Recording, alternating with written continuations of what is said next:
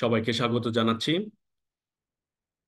Textile printing, যেটা নিয়ে আমরা সব সময় অ্যানালিসিস করি যে আসলে প্রিন্টিং গুলা কিভাবে হচ্ছে বা এই প্রিন্টিং ইফেক্ট গুলো আমরা কিভাবে নিয়ে আসছি, বা এখন যেটা ট্রেন্ড তো শুরু হয়েছে সেটা হচ্ছে যে প্রিন্টিং এর প্রতি মানুষের আগ্রহ বেড়ে যাচ্ছে।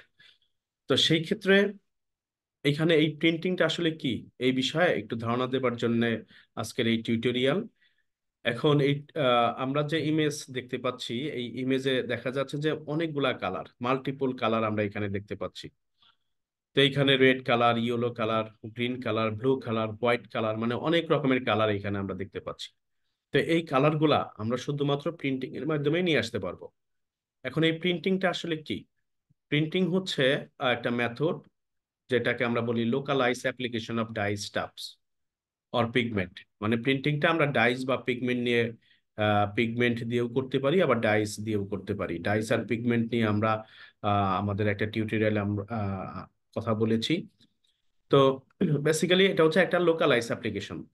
মেনলি হচ্ছে যে প্রিন্টিং করবার জন্য আমার প্রথমে একটা ডিজাইন সিলেকশন করা থাকে, বা আমার একটা নির্দিষ্ট জায়গা সিলেকশন করা থাকতে হবে, বা এরিয়া সিলেকশন করা থাকতে হবে, যে এরিয়াটাতেই আমরা শুধুমাত্র কালারটাকে অ্যাপ্লাই করতে পারবো। আমার যে ডিজায়ার্ড প্রিন্টিং ইফেক্ট, সেই প্রিন্টিং ইফেক্ট নিয়ে আসবার জন্য এইখানে আমরা লিখেছি যেটা, যে textile printing is a method or applying colour and design to a fabric or textile. তার মানে আমরা এখানে যে কোনো একটা মেথডে, মানে অনেকগুলা মেথড আছে, তার মধ্যে আমার প্রয়োজন সাপেক্ষে যে কোনো একটা মেথডের মাধ্যমে আমরা কালারটা ফ্যাব্রিকের মধ্যে ডিজাইন অনুসারে অ্যাপ্লাই করব। তো আমরা এটাকে এর আগে বলেছি যে এটাকে আমরা লোকালাইজ অ্যাপ্লিকেশন আমরা বলবো। মানে একটা সার্টেন এরিয়া সিলেকশন করা থাকবে, যে এরিয়াটাতে আমরা শুধুমাত্র কালারটা অ্যাপ্লাই করব। It involves transferring pigment or dyes into the surface of fabric to create pattern, image or design.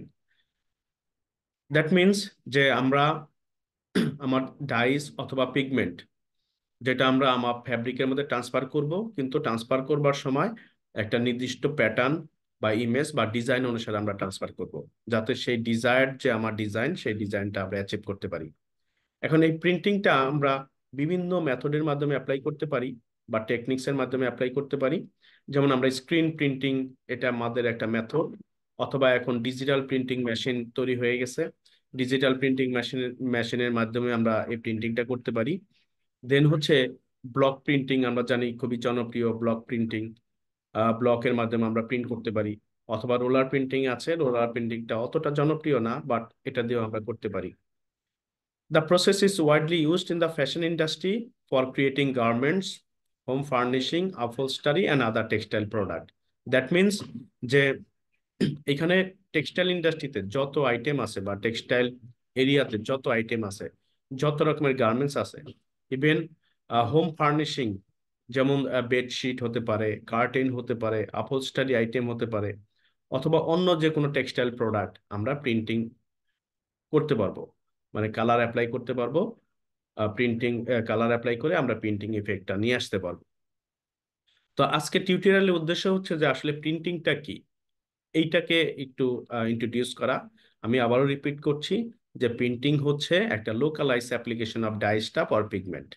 মানে একটা নির্দিষ্ট এরিয়া সিলেকশন করা থাকবে, শুধুমাত্র ওই এরিয়াটাতেই আমরা কালার করব, যাতে আমরা নির্দিষ্ট একটা ডিজাইন, অথবা আমরা একটা ইমেজ, অথবা আমরা একটা প্যাটার্ন ক্রিয়েট করতে পারি। তো ধন্যবাদ জানাচ্ছি সবাইকে।